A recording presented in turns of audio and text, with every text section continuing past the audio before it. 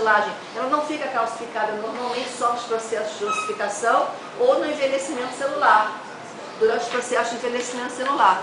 Então aqui vocês estão vendo, ó, a zona de cartilagem calcificada, a morte das células, que é a zona de erosão, e aqui já começa a formação óssea. O que restou dessa matriz é isso aqui que está em verde escuro, ó. Reparem que o verdinho que estava aqui na matriz, ó, esse verdinho da matriz aqui à esquerda, ele se torna mais escuro aqui, né? E esse processo, então, ó, o que resta dessa matriz cartilaginosa, né, o que resta dessa cartilagem ali, né, é a própria matriz da cartilagem calcificada. E todas as células ósseas vão chegar lá de fora do periósteo, vão se estabelecer aqui na pontinha dessas matrizes e vão formar osso sobre esse modelo. Portanto, gente, a matriz da cartilagem hialina é um modelo, né, para se formar um osso sobre ela. Eu falei ontem na aula que absolutamente não há transformação. O que há é morte celular, né? Resta a matriz da cartilagem hialina calcificada e ela serve como molde para se formar um osso sobre ela. Então, esse processo que vocês estão vendo, a gente geralmente focaliza aqui, ó, na zona de erosão, sempre se focaliza aqui. A gente tem o diagnóstico para isso de ossificação endocondral. Duas palavrinhas só são o diagnóstico desta lâmina. É a lâmina número 7, na ossificação endocondral. O que vocês vão usar como justificativa? Qualquer coisa que eu falei. Cartilagem normal, né? Zona de cartilagem seriada ou em crescimento, zona de cartilagem hipertrofiada. Vocês podem botar zona de cartilagem calcificada, zona de cartilagem em erosão, né? Tecido ósseo em formação, que é o que está acontecendo do lado direito aqui, tá? Então aqui vão aparecer as células jovens do osso, os osteoblastos e coisa e tal, vão se formando então osteócitos, né? Material inorgânico vai chegando e o osso vai se formando. Vamos olhar aqui agora a lâmina de número 17. A lâmina de número 17 é aquela que eu mostrei ontem, que nos mostra um dente, que eu falei para vocês que aqui tem um dente, ó. Esse aqui é um dente, reparem, ó. Aqui dá para ver melhor de longe, né? Essa aqui é a polpa do dente, essa é a dentina, esse é o esmalte. E aqui fora, ó, em volta do dente, vocês estão vendo um osso. Eu vou andar em volta do dente, ó. Olha lá, em verdinho eu estou andando em volta do dente, olha lá. Toda essa região que vocês estão vendo esverdeada, em forma de trabéculas, é um processo de ossificação que vem direto do mesênquima. Vamos aumentar um pouquinho para vocês olharem de perto, olha lá. Então, todo esse processo que nós estamos vendo aqui é uma ossificação. Está se formando um osso, ó, o osso que vai segurar esse dente aqui na arcada dentária, na mandíbula. Então, é um osso que a gente chama de osso alveolar, ele está em formação, né? Então, aqui a gente está vendo, ó, as trabéculas ósseas em verdinho também, aqui parece azulado, mas em verde, né? A gente está vendo aqui um tricônico de Gomori. Então, aqui é meio esverdeado, todas as trabéculas estão se formando aqui. E o que é de mais importante que a gente vê aqui é a presença das células jovens na pontinha, na extremidade das trabéculas. Elas parecem uns brinquinhos pendurados, né? A gente sempre coloca essa imagem para todo mundo lembrar o que é osteoblasto. Vou botar agora muito maior. A membrana onde está se formando esse osso é uma membrana mesenquimal. Deixa eu aumentar aqui um pouquinho para a gente conseguir tentar ver. Vou clarear um pouquinho. Aqui estão as trabéculas, olha lá. As células jovens, os osteoblastos, sempre tem esse tom arroxeado, né? Elas são meio roxinhas, ó.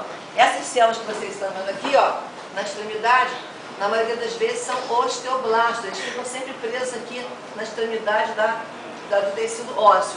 Essas células que vocês estão vendo bem de perto, dentro dos buraquinhos, são os osteócitos, né? Sempre os osteócitos estão dentro do tecido ósseo.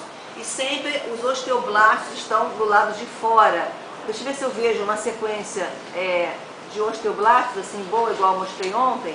Aqui tem uma sequência. Aqui tem muito osteoblasto. Olha aqui, aqui por fora também elas ficam, ó. O mesênquima está do lado de cá. E essas células bem roxinhas que vocês veem aqui, ó, já estão se estabelecendo na periferia das trabéculas, né? Olha aqui, ó, aqui está perfeito, ó. Sempre elas estão presinhas aqui, ó, na extremidade da trabécula. Essa imagem vocês não podem esquecer, porque esse tecido se confunde com o tecido ósseo esponjoso. Quem olhar de repente, não prestar atenção, pensa que é osso esponjoso. Vocês vão se lembrar que no osso esponjoso a gente já tem o osso adulto já formado, a gente não tem tanta célula osteoblástica dessa maneira, né, como está aqui no processo de ossificação intramembranosa. Então eu vou diminuir um pouquinho novamente, olha lá.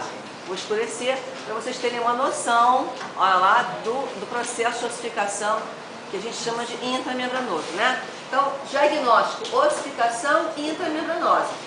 Logicamente, aqui obrigatoriamente tem que aparecer osteoblastos, né? Não tem nem dúvida, osteoblastos na periferia das trabéculas ou presença de osteoblastos tem que aparecer. Trabéculas ósseas, presença de osteoblastos na periferia, osteócitos dentro das suas lacunas, né? Medula óssea em formação, a gente tem uma medula óssea aqui que a primeira a se formar é vermelha, em formação, não tem nem dúvida que a gente está vendo uma membrana mesenquimal também. Todo esse tecido jovem que vocês estão vendo aqui, ó, todo esse tecido aqui, ó, parece um tecido bem frouxo, né? Ele não tem ainda um aspecto nem de mesênquimo, ele não tem um aspecto de conjuntivo, mas aqui vai se formar o periósteo, né? Essas camadinhas periféricas, onde também vai se formar o periósteo, né? Então pode colocar o futuro periósteo aqui também, né?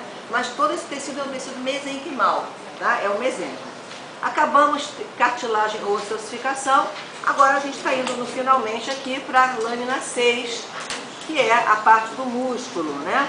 O músculo é fácil até certo ponto, gente, porque nós temos maneiras de diagnosticar nossa musculatura. Vamos colocar aqui, eu vou botar aqui para vocês, 2 feixes musculares. Esse é um corte que vocês já conhecem, olha lá, todo mundo já sabe qual é, ó. É o intestino delgado, né, vilosidades intestinais, tecido conjuntivo frouxo, e aqui aparece, ó, 2 feixes de músculo liso.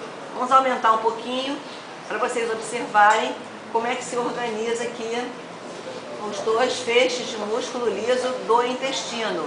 No sistema digestório, nós temos, na maioria das vezes, do esôfago para baixo, esôfago, estômago e intestino, nós temos duas camadas, 2 feixes musculares lisos, tá? Então, ó, o intestino está aqui em pé, só que eu faço assim nele, eu deito ele, vocês estão vendo o intestino de frente, então é um corte transversal. Né? Então a parede externa, o que acontece com a parede muscular? A primeira camadinha faz esse sentido, ó, circular, e a segunda camadinha faz esse sentido, ó, longitudinal. Só que quando a gente corta em corte transversal, como é que vocês vão ver? A primeira camadinha é circular realmente, e a segunda camadinha vai aparecer uns pontinhos, né? Então ela vai ficar nesse sentido, como se a gente cortasse uma bisnaga, né? Então tá aqui. Então a gente está olhando aqui, ó, o feixe interno é esse aqui, circular. O feixe externo é esse aqui, em corte transversal. Esse é um corte longitudinal do músculo, esse é um corte transversal. Vamos olhar mais um pouquinho, de perto. Vamos tentar clarear aqui essa história para a gente poder ver. E a gente consegue perceber, olhem lá, que essa musculatura é bastante lisa realmente, né? A gente não vê nenhuma característica que a gente possa dizer que é de outro tipo de músculo. Reparem. É como se a imagem que eu falei ontem, é como se a gente tivesse passado o pincel, né, sobre esse tecido aqui. As fibras são fusiformes, bem delicadas, as fibras são fininhas, bem delgadas, bem fusiformes. A gente tem só um núcleo por célula muscular, o núcleo por célula ou fibra muscular.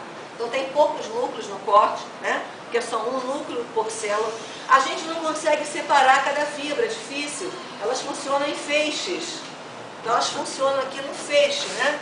Aqui, esse é um feixe muscular de uma região do tubo digestório. Aqui embaixo nós estamos vendo umas bolinhas vermelhas, um pontinho roxo no centro. O ponto vermelho que vocês estão vendo, a bolinha vermelha, é a fibra muscular lisa em corte transversal. E a bolinha roxa no centro é o que? O núcleo da célula. Porque, gente, os núcleos são centrais. Tá? Então, características do músculo liso que a gente pode confirmar nesse corte.